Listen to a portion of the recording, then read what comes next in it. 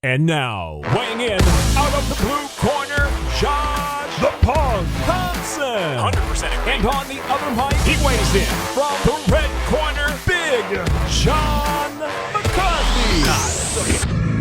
Well, ladies and gentlemen, I never want to hear about dedication because I am dedicated to this podcast.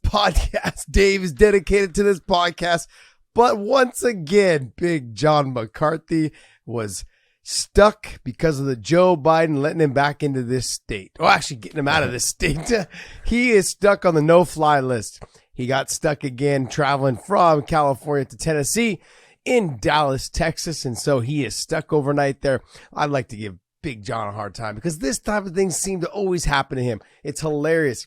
From the oak tree and the broken 6 ribs and the losing the key fob, stuck at a diner, all these things are so freaking hilarious to me. But it always seems to happen to Big John.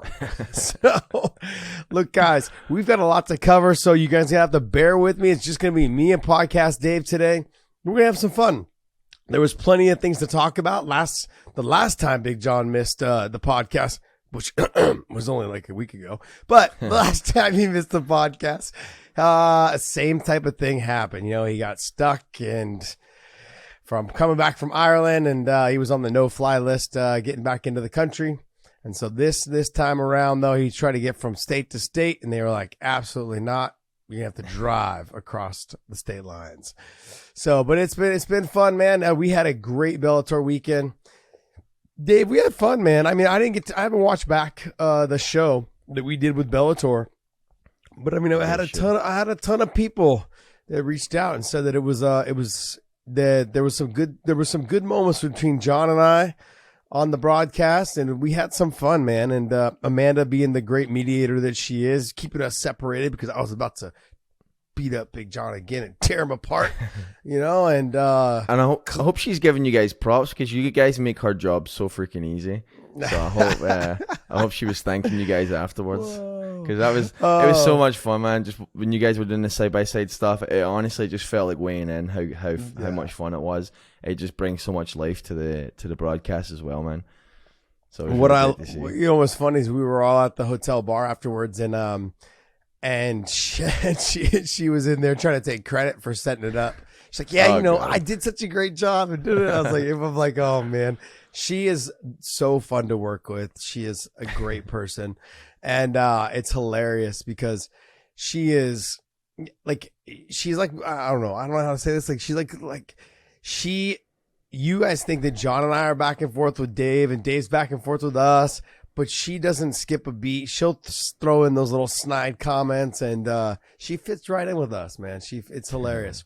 We're actually thinking about trying to find a way to, have her come on the show here and just have some fun and you guys get to know her personality a little bit better. And she'd be a fun little addition to this show. I reference her all the time on this show. I don't know if you guys realize that, but I call her Amanda, our listener Amanda, and it drives her absolutely crazy. The fact that I call her our listener Amanda, because she's like, oh, now I'm just a listener, huh? I'm just a listener. I'm like, well, actually, when you listen to our podcast, yes, that's exactly what you are.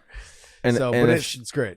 And she's technically only a listener if she's going to mybookie.ag or something, right? Like if she's not even doing that, then she's just a nobody, right? She's actually, she does really good. She gives some really good like prop bet advice and some good gambling advice. Like she's pretty on top of all that stuff. So we've talked about trying to include her into that MyBookie stuff and seeing how it all goes. But anyways, look, let's go ahead and let's rock into this stuff. And we're going to talk about the UFC first. So you had Jan versus Dern. And, I sat up on this show, Dave, and I said, for me, I felt like Mackenzie Dern was going to be able to get this fight to the ground. She will dominate the positions. And the times that she did get this fight to the ground, she dominated the positions. This show is brought to you by mybookie.ag. Look, we had a ton of fights going on last week, and we're going to touch on all of those fights from last weekend. But look, you guys could have made some money at mybookie.ag using our promo code WayneIn. Now, we talk about MyBookie all the time because they are one of the best online gambling sites out there. All you have to do is bet your winnings, Bet your winnings one time, okay, and then you can pull your money out after that. Use our promo code weighing in, and they will give you some extra spending cash with your first initial deposit. Don't forget to use our promo code at mybookie.ag. I also didn't realize until I saw this fight with Mackenzie Dern. Now, I had seen her attack. I had seen her do all those things that she needed to do. I didn't realize that she is overly aggressive with the submission attacks to the point of giving up positions sometimes. Now, when we talk about fight IQ, and I actually had people say that, you and John talk about fight IQ so much. This is kind of one of those scenarios where I want you guys, if you guys have an opportunity, go back and watch her fight with Jan. And when you see what she is doing, she's aggressively attacking the armbar. But what you have to remember is, in a fight, and I'll talk about this too with Bo Nickal, because we're going to get into Bo Nickal later on, is she was aggressively attacking the armbar to the point of giving up the top position to do that. And that is a huge no-no. Like, it doesn't matter if you can go ahead and you try to get it. And let's say you will get the armbar. You need to make sure that that armbar is so secure to the point where you're not getting rolled through and you're getting put on bottom and potentially losing the submission. Now, I know she had seconds left, but she rolled through on that. She went for that armbar and ended up on bottom in the very end of the fight, and she found herself on the bottom, and Jan was able to pull her arm out, and then she finished the fight on the bottom. And I know she was going for broke and trying to get that submission, and it looked like it was going to be close, and then she lost the grip on it and then ended up losing the position, was on bottom. You need to, I've said this, fight IQ comes down to never give up a position from the top, the mount position or side control or half guard or 3/4 mount or whatever it is. The top level fighters are never jeopardizing that top position to attack a submission. And because at the end of the day, the last thing you want to do is be reversed. The last thing you want is to be stuck on bottom on somebody who, in this fight, it really was evident that Jan was the bigger fighter. She looked like she was physically the stronger fighter. Mackenzie Dern had opportunities to get this fight to the ground. She just couldn't finish the single leg when she had it hiked up and elevated. There was so many things that that I had seen that Mackenzie needs to work on. Now, there's no doubt that she's a phenomenal jiu-jitsu practitioner. There's no doubt she's really, really good, and she's gotten a lot better on the feet. Where she lacks on the feet is she's aggressive with her hands, but her kicks, she leaves herself wide open. She's kind of extending her chin up in the air as she throws her kicks, and she's able to get countered. She hasn't quite learned how to put the combinations together and then transition into the wrestling. In the beginning of when Aaron Pico first came into the sport, didn't matter. Look at the level of wrestling he had. And he still struggled to get takedowns because he hadn't quite learned to put the two things together. He didn't learn. He was a good boxer and he was a good wrestler, but there is an art form behind putting those two things together. And Mackenzie Dern hasn't quite figured that out yet. Now, she's not on the level of wrestling of obviously of an Aaron Pico or Bo Nickal or Pat Downey or any of these other fighters. But she hasn't learned how to make the transition from throwing the combinations, keeping her chins up in the air, and making that transition of combinations to lowering the level and not having to drop down on her knees to try and get the single leg or the double leg. She needs to drive through, bounce off the fence, pull them away from the fence. All of those things is an art form on getting this fight to the ground, and she hasn't quite learned that yet. So I got to tip my hat to Jan. She proved, I talked a lot about Mackenzie Dern, like getting this fight to the ground and this fight being finished and she not being able to survive, on the ground. I mean, she was in survival mode when they were on the ground. She was definitely in survival mode, but she did her job. She dominated some of the stand-up positions. She was able to land the tighter combinations. She possessed more power on the feet. She was an all-around in that fight outside of being on the ground. She was an all-around very, very talented fighter. And I knew that going into this. I just really believed that Mackenzie Dern would be able to drop down on a leg, try to pull her down. She did that several times, was able to get the sweep, get to the top. But takedowns is really where she's lacking. And Mackenzie Dern is. And when you have, and this is a lesson for a lot of fighters, the lesson should be that when you have someone like, if you're someone that just cannot get the takedowns, stop trying to do the big power takedown. She kept trying to throw the head and arm. If you're not the better wrestler, or if you're not the stronger fighter, or if you're not the bigger fighter, trying to take someone down with the head and arm, it's damn near impossible, you know? And so she was really struggling trying to get that takedown and elevating the legs, single legs. Even she was struggling to get that as well. There was moments in there where she just had opportunities to lift the single, hike it up, pull her away from the fence, or she had an opportunity to drop down on the double, couldn't get it, come back up on the body lock. Learning how to take someone down from the body lock is an art form, no different than learning how to throw your combination and covering that distance to get in on the single, the double, or even the body lock to try and get that takedown. And so she still has a lot to learn. I don't want to I don't want to knock Mackenzie too much. She's 12-3. She's learning inside the cage. You know, she's pretty much she has all of her fights have been in the UFC. I mean, a majority of them have, and she has the ability to continue to grow. There's just a couple little tweaks that she needs to make here and there, but Jan looking really good. She looked fantastic. She survived on the ground, but on the feet, she did really well. Stuck and move on the jab. She utilized that fence as like a third leg to kind of lean against and really make Mackenzie Dern carry her weight. She fought a great fight. I think Jan she's got that next level of competition that, you know, I myself included built up Mackenzie being like, hey, this is, if you're going to get to the title, you got to get through Dern. Well, in reality, Jan was the higher, was the higher ranked fighter. Can you pull that up, Dave? I believe she was the higher ranked fighter.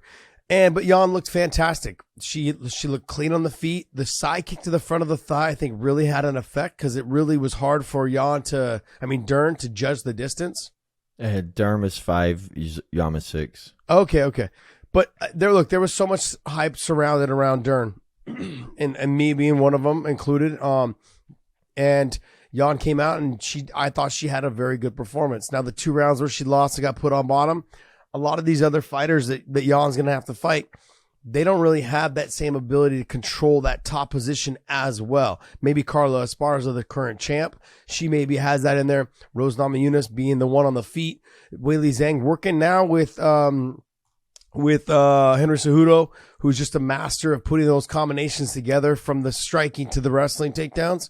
You know, maybe we'll start to see more of that coming from her.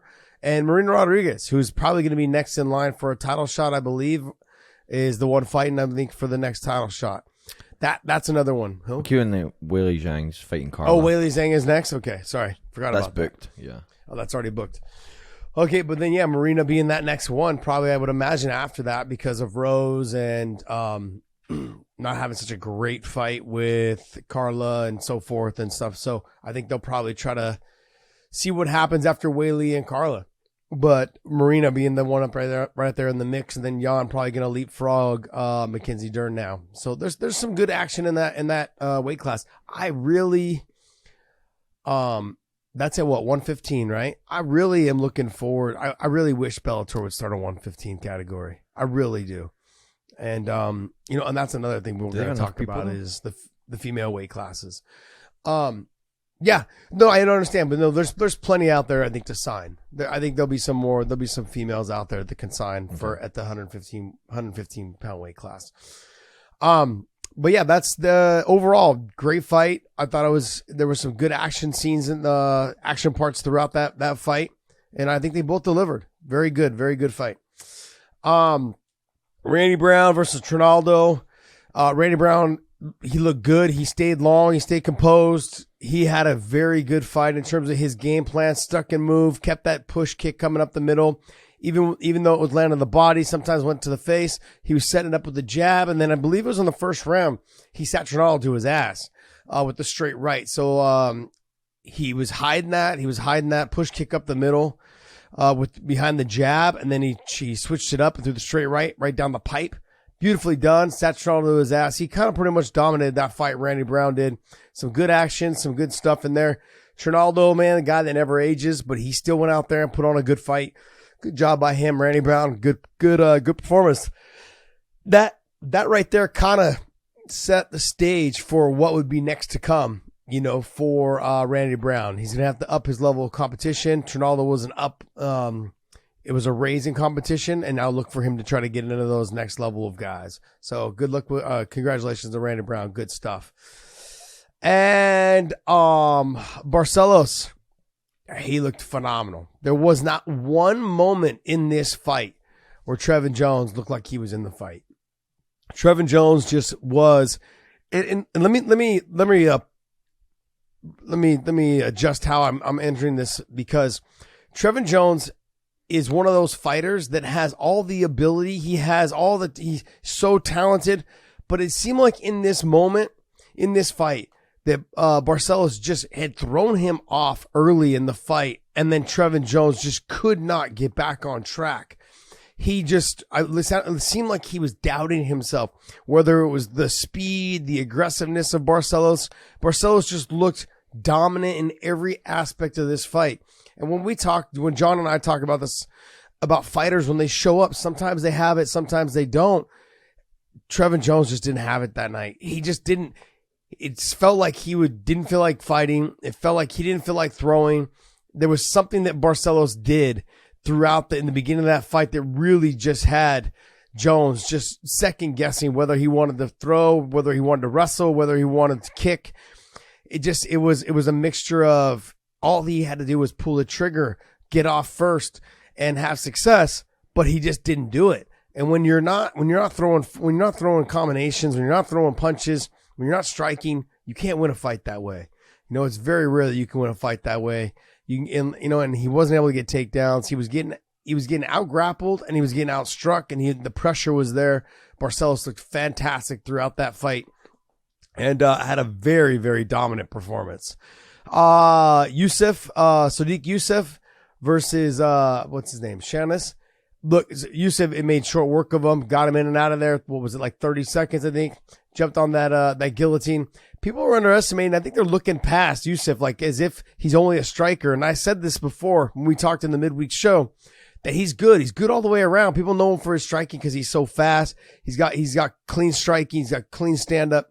He can be aggressive with it. Sometimes he can be a little bit more of a counter striker, or just be an in and out striker, someone that doesn't try to really push the pace and get in your grill and outstrike you. But in this fight, you saw a little bit of everything from him, and people need to stop overlooking him and saying like, hey, this guy can do it everywhere. I mean, you've got the other guy, Mark Diakesi or whatever. He's extremely good as well. They're both of these guys.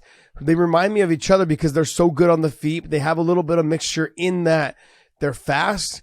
They've got good stand up. They can be aggressive when they want to. They can dictate the pace when they want to. And I heard Paul Felder talking about the similarities between them, and it clicked for me as well. And I was like, wow, they are very talented in terms of they are good all the way around, but they're only known for one little thing when they shouldn't be. They're very good, and they look for these guys to really look for Youssef to make a good jump, in his competition and start rising to the level. So we're going to see him, a little bit more of him. Let's see. Mike Davis, good performance.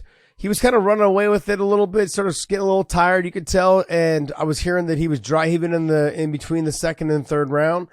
And yeah, Dave knows about dry heaving because we did a workout one time, and he had to run to the bathroom to throw up. Oh yeah, right. That's so great. Nah, but I thought he looked good. The wrestling was there, the striking was there. I mean, the striking he still needs to clean up the striking. It's not the greatest, but it was enough to get it done. But he just utilized his striking to get the takedowns. And I thought his ability to, even when he was tired, to throw the combination and then close the distance and get the takedown was phenomenal. I thought he did a great job. Maybe he needs to work with Mackenzie Dern a little bit. So someone needs to help her and those type of transitions, a Henry Cejudo or Mike Davis or Chris Gonzalez or somebody that has fantastic wrestling that can cover that distance from the striking to the wrestling. But Mike Davis looked good as well. Santos and how do you say his name? Castaneda. Great fight, great back and forth, just big time stuff. The knees was fantastic. This was one of those fights that where they both kind of just came together and just were getting after each other. Just fantastic stuff. The knees up the middle, the little jumping knees, all the little stuff, man, was fantastic.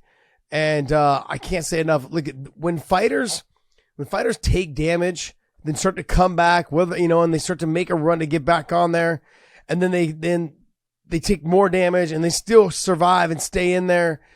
I mean, Castaneda seemed like that he was kind of running away with this fight and was able to land some great combinations, really get Santos in trouble. Santos was able to survive, come back, throw the combination, get the knee. I mean, like, it was a great fight back and forth. I'll watch these two guys fight. This is one of those fights that honestly would have loved.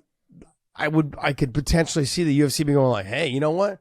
They have great chemistry inside that cage together.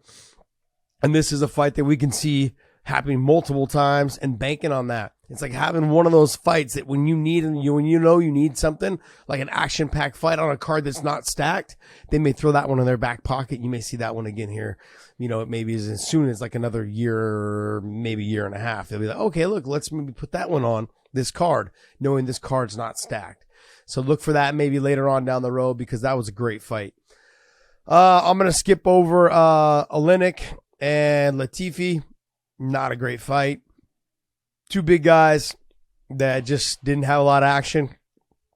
And, Latifi was able to just kind of control positioning and stick and move, and there wasn't a lot of action going on that. So, Silva versus Ronson, good stuff. Silva looked fantastic.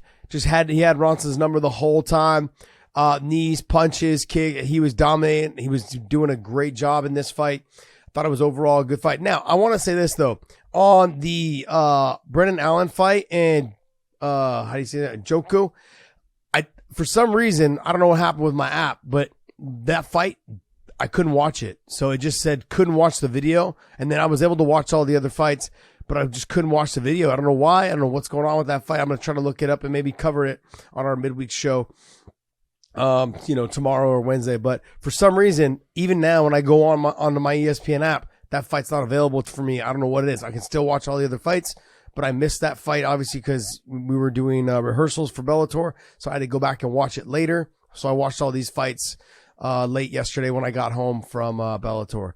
So I don't know why, but for some reason I can't seem to watch this fight. So, and I heard it was a good fight. I heard that Brendan Allen looked really good. So I'm looking forward to giving him some love and some props and covering his performance.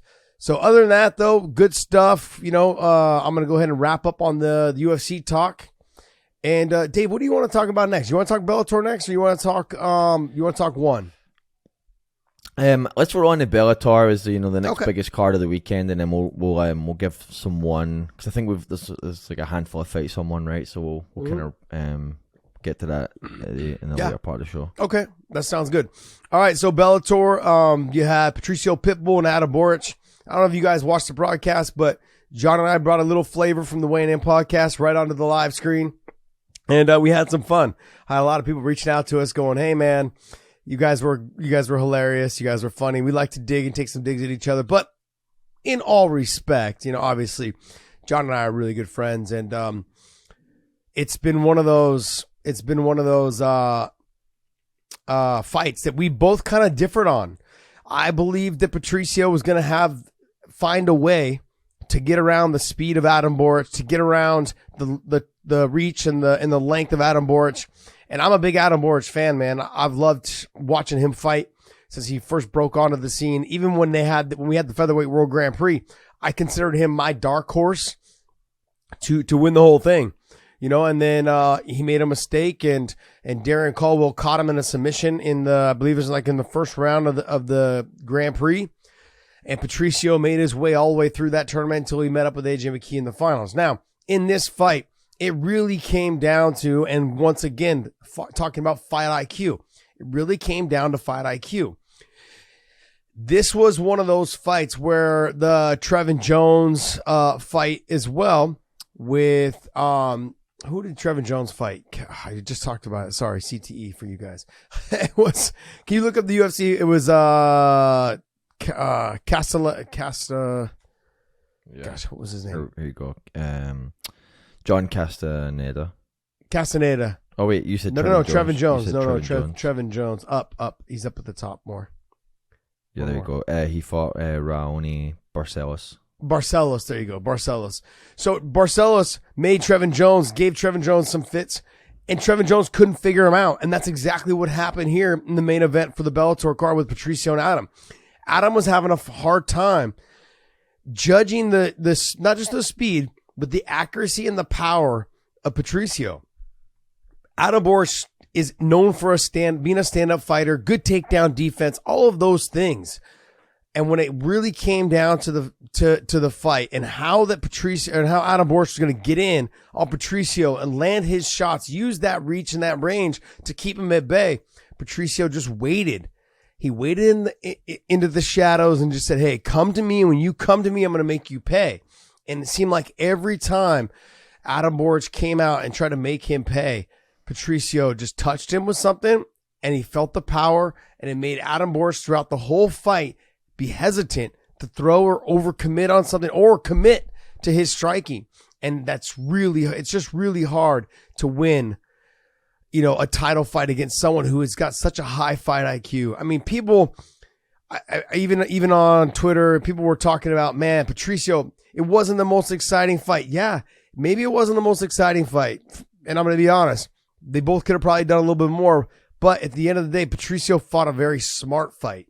He fought a fight that really, he's done everything that he's needed to do in the 145-pound division. He's talking about dropping down to 135 to be the very first champion to ever win 3 belts in 3 different weight classes in the sport of MMA. No one else has ever done that. This guy, and I've said this for the longest time, I've always been extremely high on Patricio Pitbull. For someone who is not a tall guy, he's not a long guy, he possesses power. He can mix up his fighting style. When he had fought Michael Chandler, he came out in that real kind of karate style stance. I think to stop the takedowns if he was going to shoot. And then in this Adam Boric fight, he came out in more of a boxing centric type stance and just stood his ground and said, "Come to me. What do you got? Bring it, and I'm going to take it." And every time Adam Boric tried to hit that flying knee, he countered him really well, sat him to his butt one time off of it, was able to get to the top position. I'd even tried to use a highlight. I was going to use a highlight in our conversation with John and I live on air, but I took it out in the last minute so we could have more time to talk shit to each other. And it just came down to, I had a highlight of Patricio and his wrestling, which just doesn't get as much credit as it deserves. He was able, in Patricio's past fights, he's been able to take down guys like Juan Archuleta. He took down Adam Boric several times in this fight. He knows when to utilize his wrestling, and he knows when to stand and bang. And if you go back and watch, and I encourage all of you guys, if you guys want to know something about him, about Patricio Pitbull, look at the way he used to fight. He used to fight careless. He used to fight overly aggressive. He would get caught with things and then come back and have to knock people out because he was down on the rounds, but he just had that knockout power. His first fight with Daniel Weichel was one of the most incredible, insane fights where he got dropped, he got rocked, and then saved by the bell, and then he came out in the second round and just knocked Daniel Weichel out. Just great fights. You go back and watch his fight with Daniel Strauss.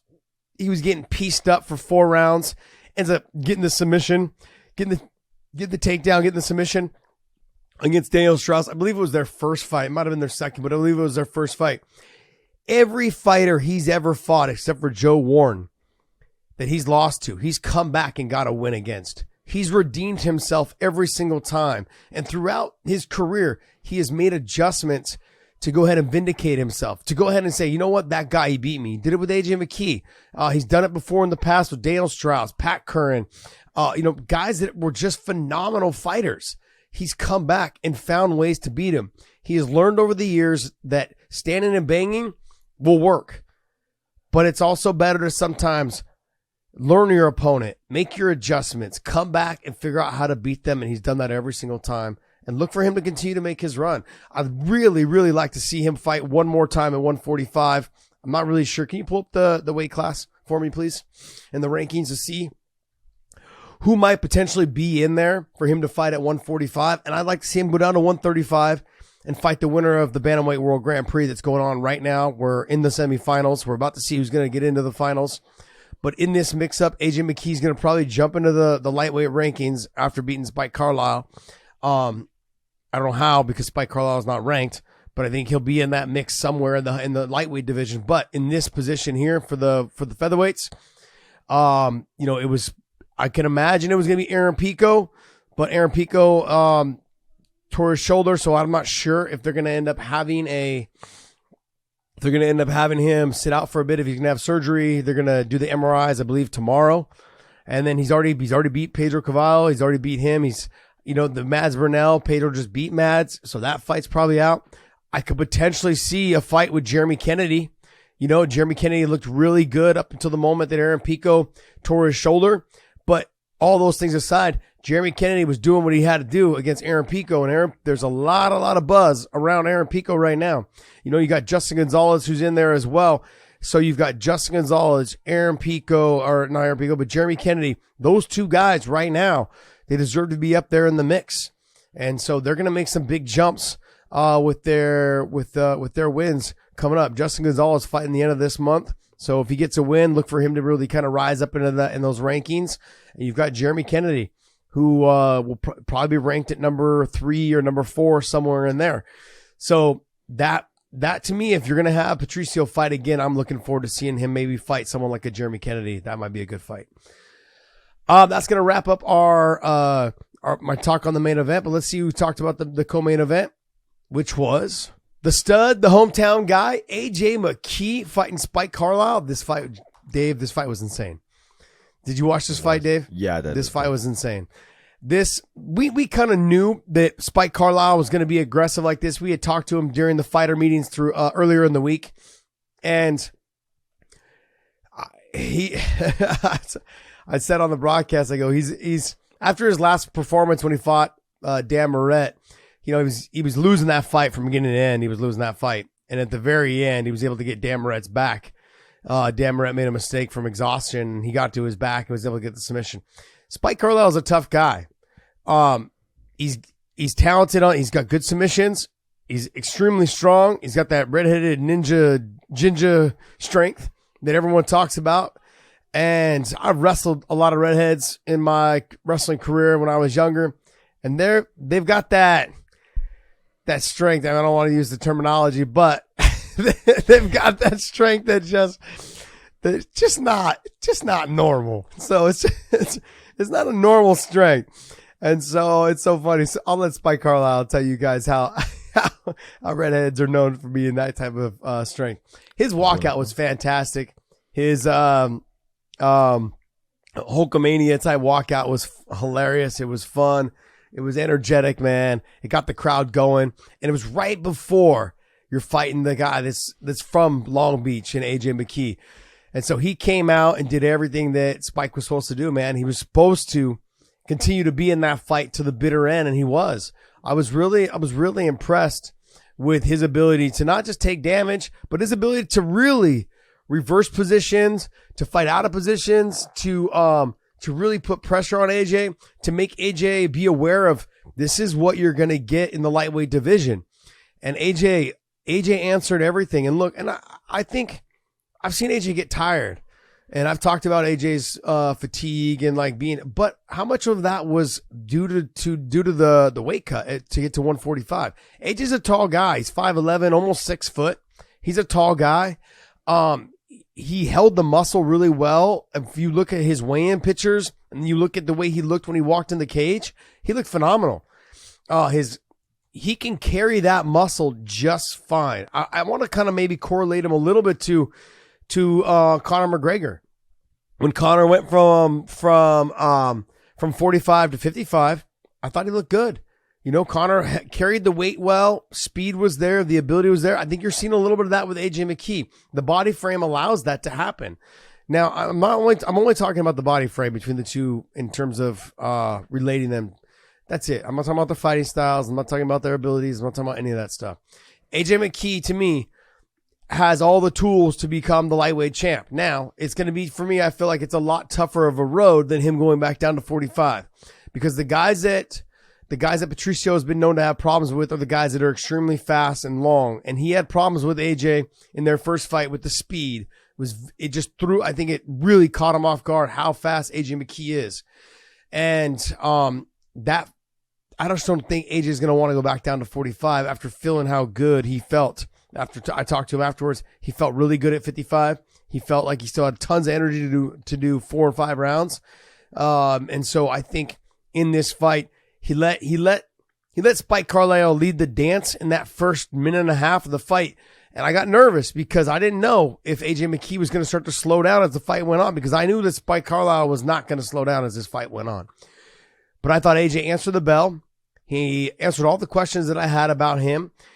I would like to see him tighten things up a little bit more. He really fought well in that third round because he needed to make sure that he slowed Spike down. And that's exactly what he did. In my breakdown of the fight leading up to it was that he needed to control the top position. He needed to get to the back and slow Spike down. He needed to make sure that all those things that he can do, that he has the ability to do in wrestle and stay long, use your speed, keep them guessing, dominate the top position. He had to utilize all those tools to slow Spike Carlyle down. And that's exactly what he did. I got to tip my hat, man. Good job by AJ McKee. Now, I know that Spike Carlyle is not a top level fighter. I mean, he is good. He's tough. He's durable. He's all those things. But there's something to be said about young fighters, like AJ McKee is young, in learning how to control Spike's young as well, but learning how to control yourself and not jeopardize everything that you've been working for a highlight reel knockout. That says a lot about your maturity as a fighter. That says a lot about you and what your focus is on being one of the best. So AJ did a great job. Spike Carlyle did a great job. That fight was fun for the crowd. AJ McKee coming home. There's a lot of pressure on getting a win in your hometown. Family's there, friends are there, all bugging you. Where's the after party? Hey, my tickets aren't in, we'll call.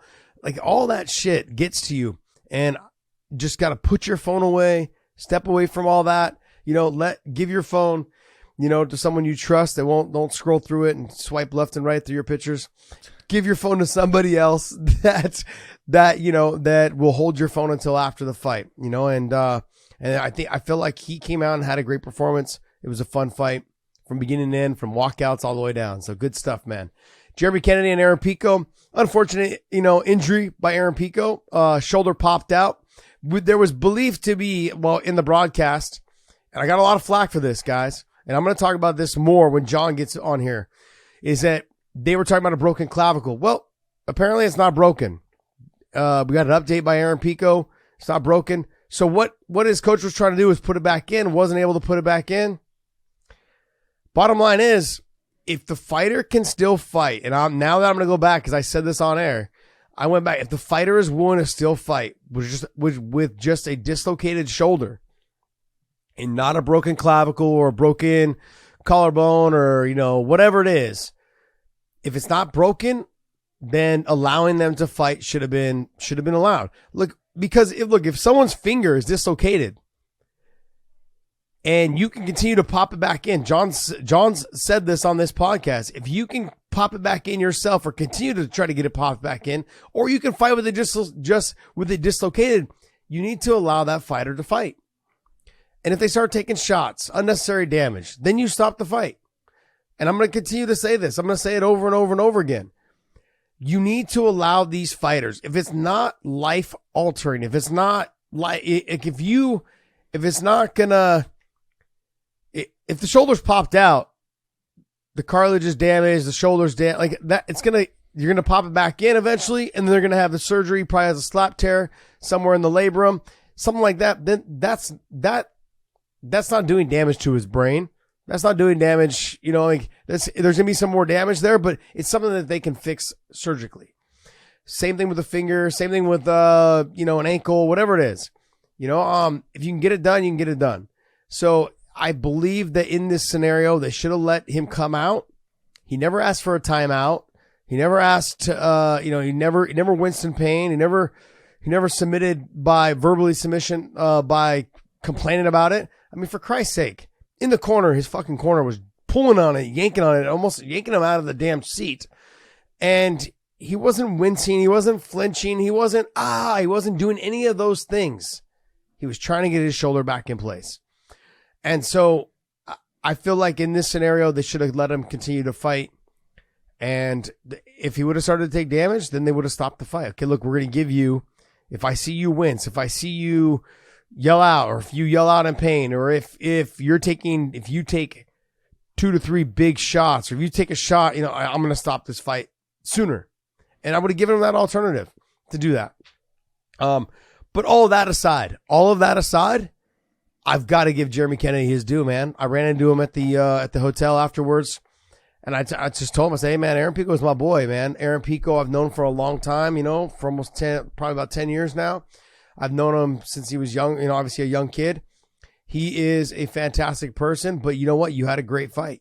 You can't take it away because that damage was caused by, it seemed like it was caused. Aaron says it was caused from the miss of the left hook, which that could have been.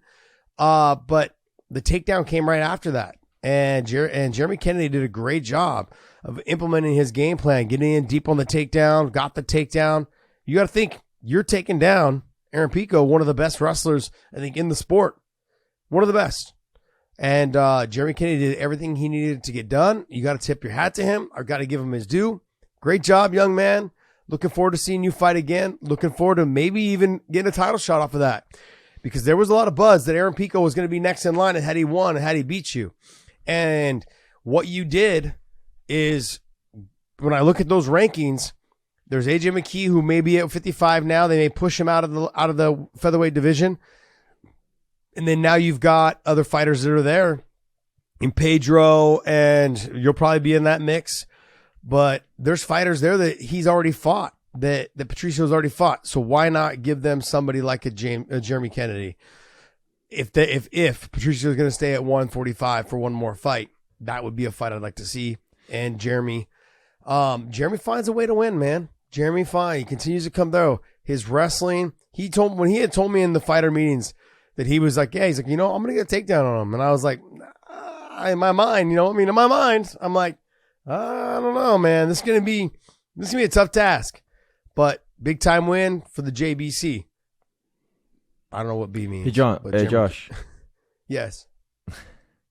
So I wanted to ask you this because it seemed like you were alone in the camp of let Aaron Pico continue, because I was on Twitter while the fight was happening and name people that cover the show and things like that. It seemed like a lot of people were saying, I've had a dislocated shoulder, it really hurts. Like, yeah, so have I. Stop.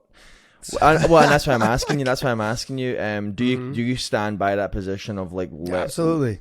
Would you, knowing what you know now, have let the fight? I mean, absolutely. Do you think it should have continued? Yeah, absolutely. But John was telling me, in our exchange afterwards, had said that it was it sounded looked like it was a broken clavicle, this and that. And then I'm like, okay, well, if the doctor thinks it's a broken clavicle, which now Aaron Pico has come out and he did an updated video. It's on his Instagram, that it's just a dislocated shoulder. Now, mind you, his corner is not a doctor. His corner doesn't know how to put a shoulder in. And that was evident by the way he was yanking on it and trying to put it back in.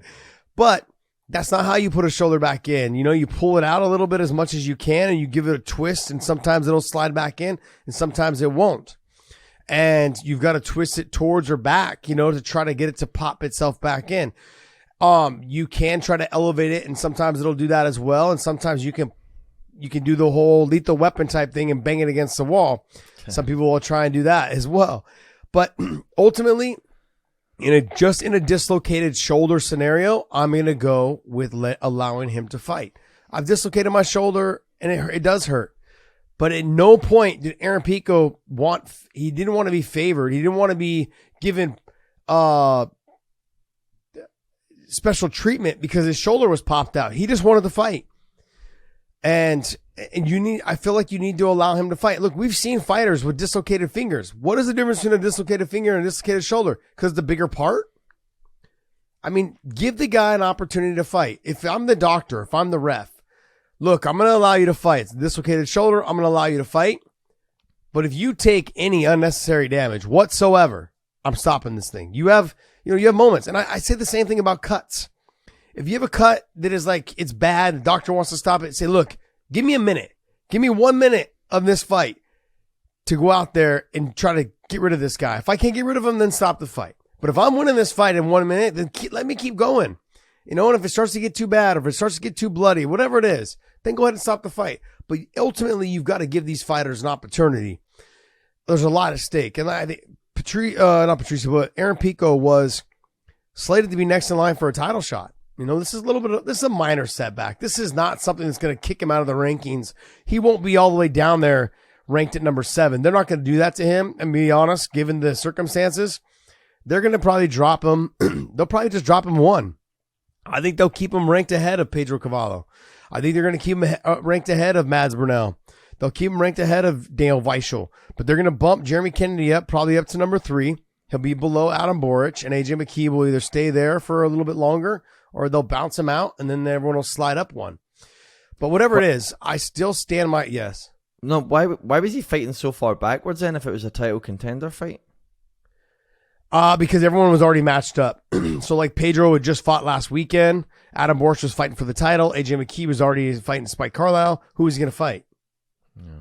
I mean, Jeremy Kennedy was ready and available. And the other thing too is when Aaron Pico was ranked lower, around 6, they've been trying to make this fight for almost three times now. So two times, I think this is the third time they try to make this fight. Both times, Jeremy had some issues, I think, with the visa problems from Canada to here because of COVID. And then the second time, I think Jeremy got hurt. So now this fight happened. You're going to see Jeremy probably jump up to number 3. And then Aaron will probably slide down to number 4. And they'll mix these guys all up. I mean, but yes, I'm gonna stand by. I'm gonna stand by with the which I believe is they should have let Aaron Pico go out there and fight. That's what I'm gonna stand by it. For right now, I'm gonna stand by it. Unless I have a conversation with Big John, and the rules have somehow skews me from saying go ahead and allow this. But he's been on this show. John's been on this show because if you look at the Russian guy that fought. I believe he fought, who did he fight? Syed Soma in Russia. What's his name? His last fight. Anyways, his finger was dislocated. He looked at the ref and told the ref, my finger, and the ref stopped the action. And once the ref stops the action, you can't recontinue it. So if it's a dislocated finger and he stopped the action, who was it? Minikov. Yeah, Minikov. There you go. So Vitaly Minikov, he stopped the finger. He stopped the action. Boom. Aaron Pico never stopped the action. He went back to his corner, had it done in between for the 60 seconds for his rest time. Couldn't get it back in, but should still be allowed to fight. Minikov could have kept fighting with a dislocated finger. He just chose to point at the ref and say, hey, my finger, once you do that, it's over. So we'll see. We'll see what happens. I've got a lot to talk about. All right. So for me, the fight that really kind of stole the show outside of the Spike Carlisle and AJ McKee fight was the Juan Archuleta and Enrique Barzola. Barzola trains at AKA. He's been there for a long time. Archuleta came in. They fought at a catchweight at 140. Both of them looked fantastic. It was a good fight. A lot of action, wrestling, takedowns, up, down, all of those things. I thought Juan Archuleta looked fantastic. You can tell there's a little frustration in Juan Archuleta's voice when I talked to him this week. He's having an issue with the fact that he wants to be as busy as possible. But he fights the best at 135. He just doesn't want to have to keep cutting that weight to get to 35 for fights that aren't really getting him closer to the title. Now, the Barzola fight may potentially keep him. Now, this was a fight really that puts him as an alternate for the Bantamweight Grand Prix.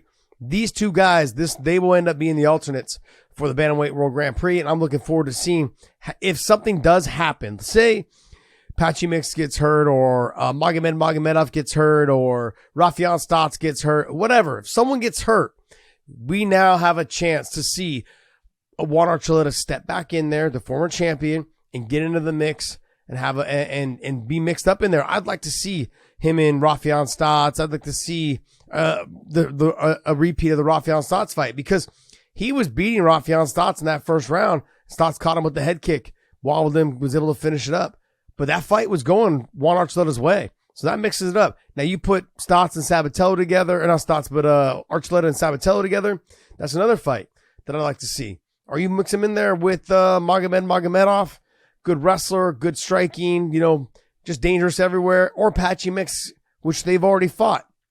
And Mix was able to dominate and hit Juan Archuleta for 2 rounds, and then came back. Juan just came back in that 3rd, 4th, and 5th and just started putting the cardio to work, really testing Patchy Mix. And Patchy Mix has learned a lot since that fight with Juan Archuleta, and has been on a win streak and on a tear since then. But great fight. If you guys didn't get a chance to watch that fight, go check that fight out. It was a very action-packed fight from beginning to end. Keone Diggs got a good win.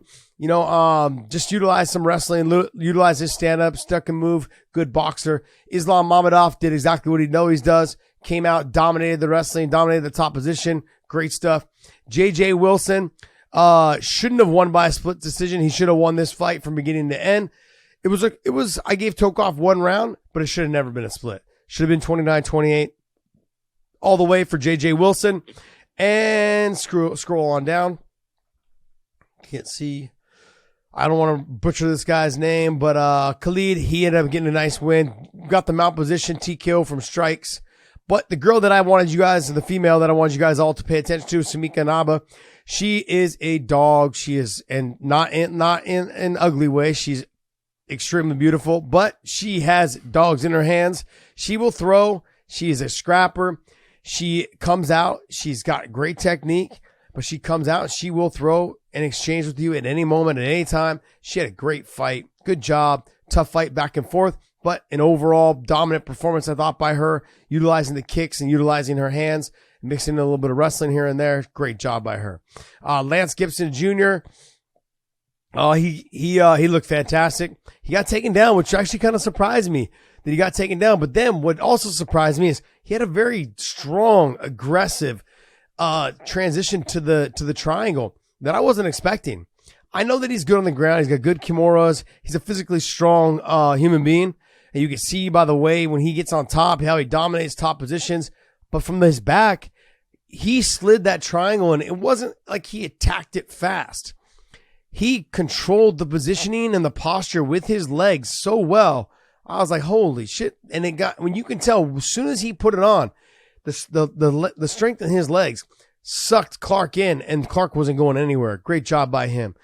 So, Bobby Cerronio looked good, and CJ Hamilton, checked a kick on Palencia, boom, broken leg. Got the Anderson Silva type broken leg. Leg kind of flopped around a little bit, went to put his weight down on it. Leg broken. Insane. Like, very cringeworthy when you start doing that. But hey, that's going to wrap up our Bellator talk. And hopefully you guys enjoyed that portion of the show. And now we're going to get into some one. There wasn't a lot of fights on this card, but Zong versus Lee, what a fight. Absolutely, what a fight. Angela Lee, you are impressive. You are impressive, my girl. And Zong, she is a fantastic fighter. Fantastic fighter. These two put on one of the best female fights that I've seen in a long time. If you guys haven't seen it, go to Prime Video, check it out. It was a fantastic fight. Angela Lee took in the first round. She got dropped twice, took some big shots, got wobbled. I mean, I was like, oh, this is not going to go well for her. Zong, in her stand-up, is clean. It does not stray away from the tightness of her technique, and she possesses power. Fantastic fighter. I mean, she's not afraid to take the fight to the ground. She's not afraid to be on that top position against Angela Lee, who is a fantastic jiu-jitsu girl, female. She is somebody that people avoid the ground with her. And Zong was like, nope, I'm going to jump on top of you. I'm going to lay down some huge ground and pound. This was action-packed from beginning to end. Angela Lee looked phenomenal, coming forward, trying to get takedowns, trying to get to, even on the feet, she was landing some clean shots. You could just tell the power in Zong over Lee when it came to the striking was so evident. And Angela Lee would hit her with a shot, and Zong wouldn't move backwards. She would eat it and come forward and land shots and move Angela Lee backwards. And if you're moving someone backwards with your shots, it makes it very hard for that fighter who is known for their grappling, known for their takedowns, to try and get a takedown on you when they're always fighting off their back foot. She had to lower her level, get in, and try and get to the takedown. Now, I compare her a little bit with Mackenzie Dern, except that Angela Lee is the better wrestler. Angela Lee's got good wrestling. It's not bad. Mackenzie's wrestling is not good. But I give Mackenzie Dern's grappling is better than Angela Lee's. But they suffer from the same type of issue, is that they've got to work on getting better at both positions to get this fight to the ground. Angela Lee, she's got good wrestling. Her jiu-jitsu is really good. And Mackenzie Dern needs to work on her wrestling to get the fight to the ground to utilize her jiu-jitsu. Angela Lee needs to work on a couple things. She needs to work on not throwing her kicks with her chin in the air. That's one. Two is she needs to work on putting her kicks behind her striking, behind her boxing. She boxes and then when she kicks, there's a hesitation between the two, between like it's boxing and then it's a stop, like a small little pause, and then the kick. Or it's the kick, and then by the time she gets her kick back, then she goes to box. She's got to tighten up that, bringing that leg back, because Zong is such a talented striker that every time that Lee threw, there was a gap in between the combinations, whether it was the kicking and the boxing, there was a gap in between there that Zong was able to exploit. And then that was a lot of the beginning that was kind of the beginning of the end for Lee. Good stuff, good transitions. But it was a fantastic fight. I thought it was good all the way around. This is their third fight. Angela's won one, Angela's lost one. I mean, now that she lost two, but this was a good fight. It was I'm looking forward to seeing it. I know they'll probably end up having this fight again. They're going to end up meeting again. But I'm kind of wondering and curious where Angela Lee goes from here, because like they said, they fought 3 times and she's come up on the short end twice. So I'd like to see where they both go from here. But both of them extremely talented flyweight fighters. Looking forward to seeing them fight again. Angela Lee is a stud. She's an animal, and Zong proved that she is the same. Fairtex Stamp, which on here it says Nong Stamp, but they call her Fairtex Stamp. So she just was dominant. She was the bigger fighter. She seemed like she was the stronger fighter. She had the cleaner stand up. When she got on top, she did some nasty ground and pound. She did threaten her. She did almost get caught in a triangle, but she was able to work her way out of it, use her strength to kind of, withstand the triangle pressure. She got herself out. Overall, she's extremely talented, but if you are not that great on the ground, which she's good in the top position, but she jeopardizes herself a lot by staying in the guard. Get to the 3/4 mount. Get to the half guard position. Don't hang out in that guard position knowing that your opponent is mainly jiu-jitsu. And if you're not extremely talented on the ground at that level of jiu-jitsu, stay out of their guard.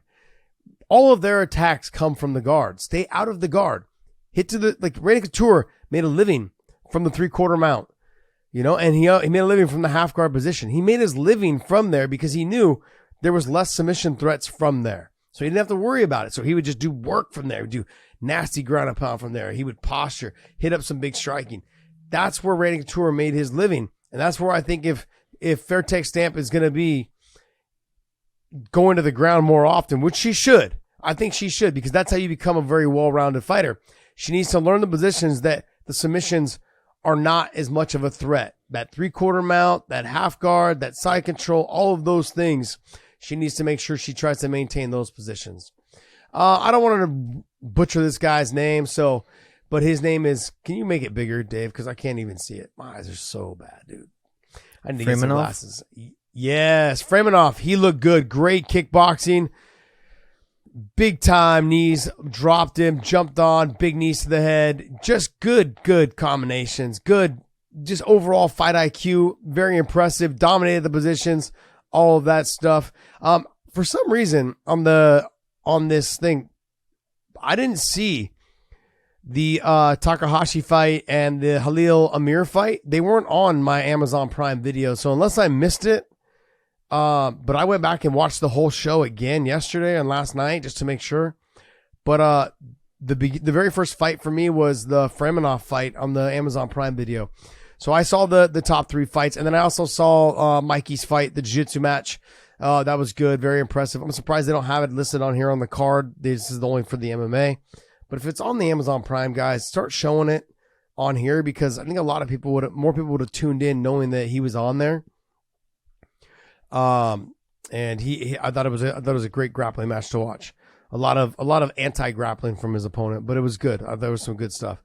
All right, so hey, that's gonna wrap up our one talk, and we're gonna jump right into some news. What do you got for us? Oh no, This is news, but this is more fight action with bare knuckle fighting. We have Ben Rothwell, man. Ben Rothwell making short work of his opponent, which is what he should be doing. I feel like he's tailor-made for this.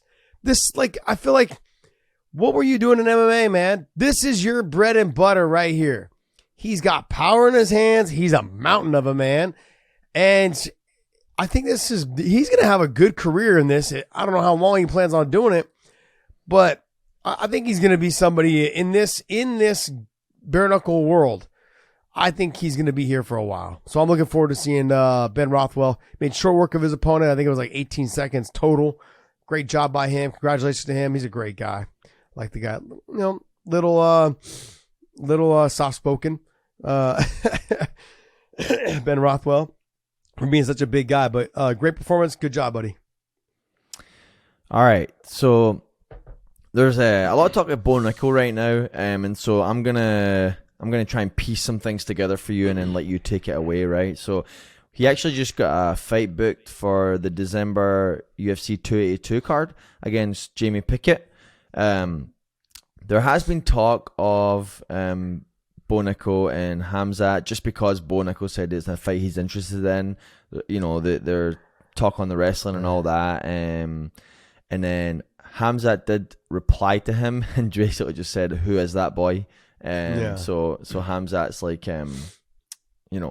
clearly not interested in that fight. Yeah. Khamzat also did say, he tweeted out that Colby Covington is next. So is he not doing 185 and going back to 70? Is he being allowed to do that? I don't know. But look, I really believe that if you're gonna make 70, and I'm all for him staying at 70, guys. Like, I know, like, I went hard on the paint on him for missing weight.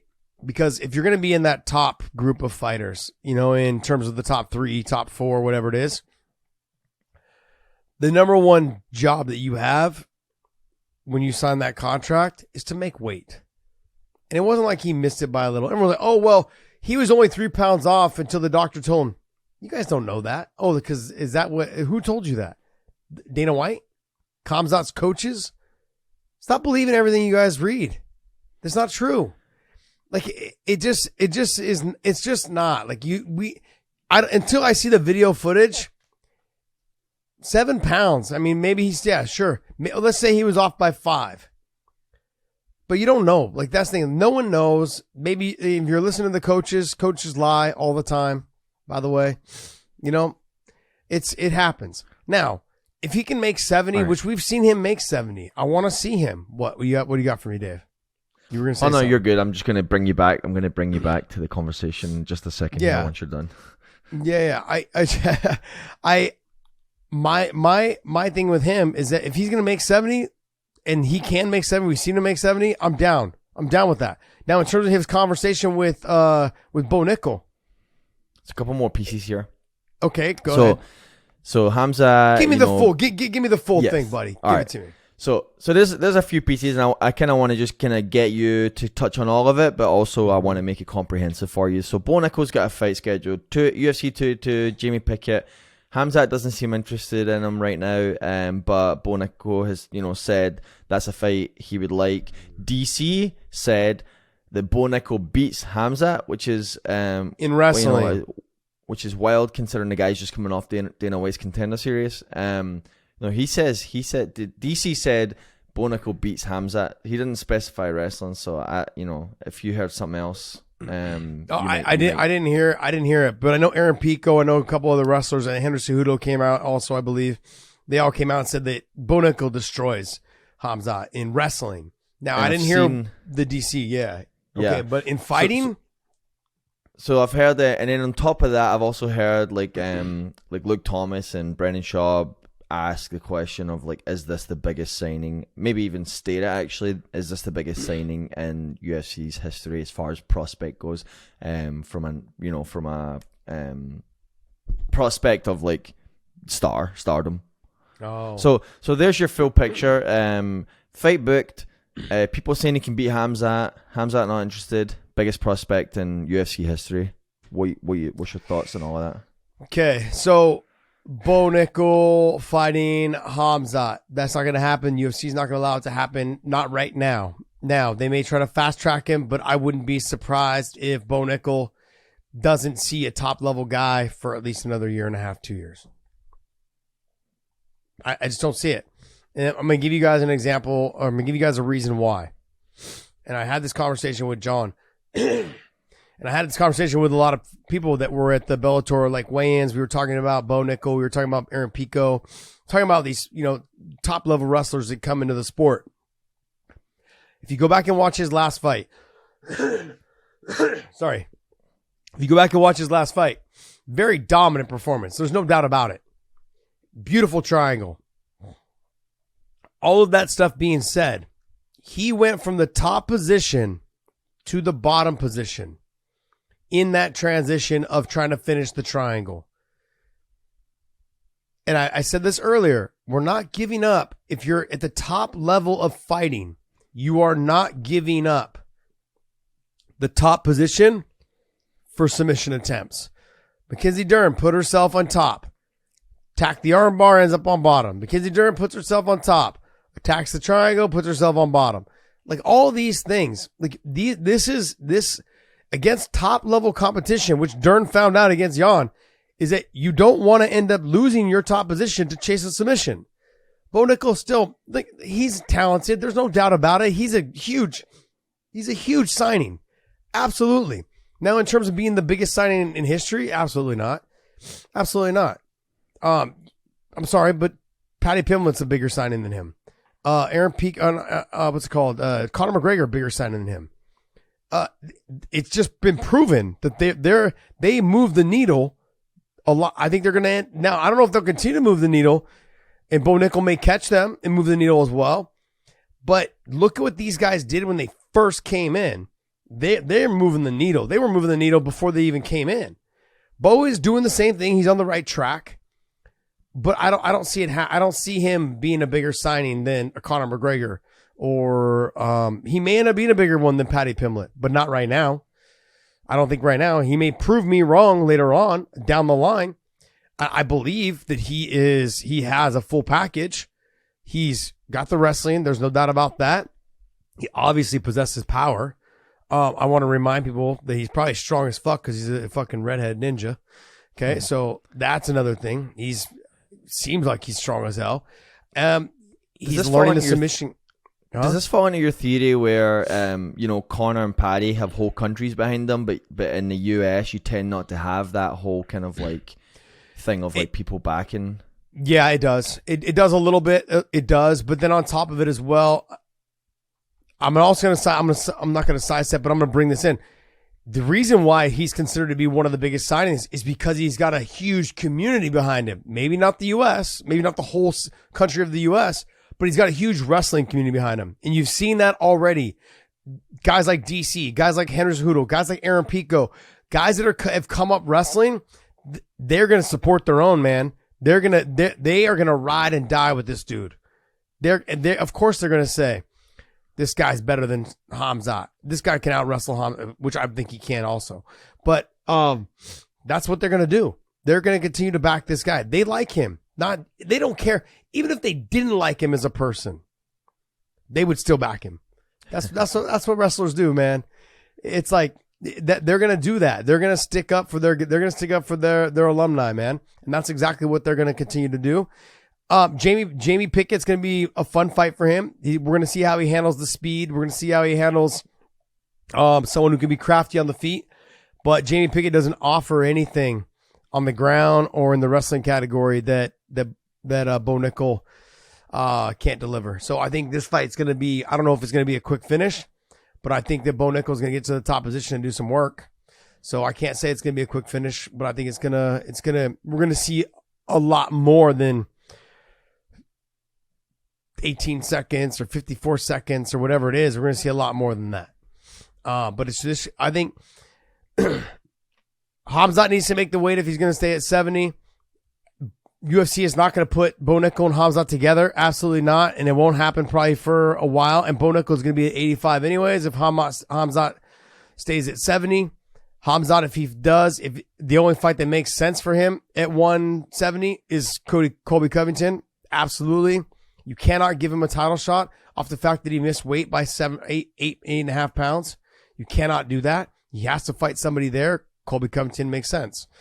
Bo Nickal is a huge signing, absolutely, but he's not a bigger signing than guys from the past, whether it's Conor McGregor, whether it's Paddy Pimblett. I'm sure there's other ones out there that I'm thinking of, but he's not a bigger signing than them. Not yet. He may prove to be. I think that's like important to qualify because I think just for the sake of like any backlash in the comments. It's important to qualify. You think that he could overtake like Conor, or do you think he can't overtake Conor, but he can overtake Paddy? Like he won't put him Conor. somewhere in the middle there. He won't overtake Conor. It's not. It has nothing to do with. It just has to do with the. Conor hit a different level when he fought Floyd Mayweather, and we're not going to see that again. It was an opportunity that was presented, and the UFC ran with it. I don't think the UFC is eager to do those type of deals anymore with anybody. Is this guy like a George St. Pierre type star where he's a big star inside of MMA only? I actually really believe. No, not inside just MMA only. I think he'll end up being, he's obviously a huge star in wrestling. He'll be a huge star in MMA. I don't know if he'll continue to be a huge star outside of that. I don't know, like, you've got Conor now doing, movies. You've got Conor now doing, whatever else is his whiskey and stuff like that. Now, Bo may jump into those type of things, but I don't see the star power translate. Now, Bo to me is somebody that he can be. I think he'll end up being more likable than Conor McGregor. You're going to be hard pressed to be more likable than GSP. I don't think I've ever met a human being more likable than GSP. That's not like somebody that I'm really close with, now it's Bo Nickal is somebody though that he's going to demand respect. He's going to command the respect, and he's going to go out there and earn it. And he's a hardworking young man he's done so much in the wrestling world. And I think he's going to continue to do more in the MMA world. Now, whether he catches on or not, who knows? But every fucking redhead in this world needs to stand up and say, hey, you're fucking representing us. So we'll see what happens. We'll see what happens. Next. All right, we're going to wrap up on this one. Your boy, Daniel Cormier, he is the special guest referee for Seth Rollins versus Matt Riddle at WWE's Extreme Rules match. Well, you would be able to shed more light on this for me because I have no damn clue what this is about. What is this? Is this like a Money in the Bank type wrestling match? It's not Money in the Bank. No, Extreme Rules is where they do like they're kind of they're like no disqualifications, anything goes type stuff. Like, is it in a cage? I don't think this one's in a cage. No, I don't. No, it's not in a cage between Seth Rollins and Matt Riddle. But so I was texting my friends about this the other day, and my only beef here is that this is like out of the blue, so it's kind of like a weird thing just to throw DC in there without any kind of TV presence prior, anything like that. Like, when they brought in Kane, there was excitement around the fact he was going to wrestle, so it was a little bit different. He fought Brock Lesnar in a WWE fight, so it was exciting to kind of have that crossover from MMA when they had fought prior. So there was more kind of build to it, but this just seems kind of thrown together, which is weird. And I'm wondering how DC is going to go on TV and do that. It would have been nice to see him on TV, maybe like had him in the audience, and then maybe like Seth Rollins slapped him. Matt Riddle comes from MMA, so I think having some sort of like crossover where Matt Riddle invited him in, just something to kind of build it. It just seems thrown together because, you know, Well, they had a it seems like- WrestleMania here at Levi Stadium, correct? Am I correct? Yeah, I was at that one. Yeah. So DC was there as well, and so Yeah, there was it a was. little bit of like something going on. I don't know who it was with or what it was with, but they Wanda. showed DC. Yeah, they showed DC on TV, so they can maybe try to pull that footage and utilize that a little bit of him being there. The other thing is, I've said this a bunch. King Mo and DC are like really good friends. But those two guys are the biggest fucking WWE nerds. They're like podcast Dave level nerds. Like these guys, they carry around their fucking Money in the Bank suitcases to wrestling practice sometimes. Like they're nuts, man. They're nerds like that. I love it. It's fun to be part of. DC's a great guy, man. And so this is right up his alley. Now, DC has been known to ref like wrestling matches in the gym. But like real wrestling matches, like collegiate style wrestling matches. And I will tell you this, there will be some Tom fucking foolery going on when DC does this thing. I'm telling you guys right now, he will stand this shit up when it's not supposed to be stood up. He will put somebody where they're not supposed to be like, hey, you need to go down. You got to be on top. Like he will try to make this thing as dirty as possible. He will have fun with it. He will piss the crowd off. He will be a character in that ring. And so if you're going to watch this, which I'm probably going to tune in for once in my life, I'm going to probably tune in because DC's on it. But you should expect for him to totally try to fuck this match up. That's what you should expect. I've seen it. I've had it happen to me too many times in wrestling Sean Bunch, wrestling, you know, whoever was in that wrestling room when we were there. If I was wrestling Zuba, Khabib, Islam, he would always try to fuck around and give someone an advantage. And it looked for him to do the same thing. He's going to have fun with this. He's going to get the crowd really hating him. And all that's going to do is give him an opportunity to make another appearance in the WWE. So good stuff, man. I'm happy for him. I'm proud of him. I've, you know, when we talk, you know, we see each other, my questions aren't, you know, like, hey, what's next for you? I don't very rarely have questions, about what's going on in his career. I always try to ask him, you know, how's the family? You know, how you doing? And, you know, and I'm proud of him, man. Like, you got to be honest. I don't think we say this enough to our friends. And with DC, with Khabib, with Islam, with, you know, all the fighters that I've grown up with, Tomas Diange, like guys that I have seen just come up over the years. Trevor Prangley is my best friend. You know, I've had, you know, for the longest time since 96 is when I met him, 96, 97. You know, just people over the years. Bob Cook is one of my longest term friends. Rich Chow, you know, being one now.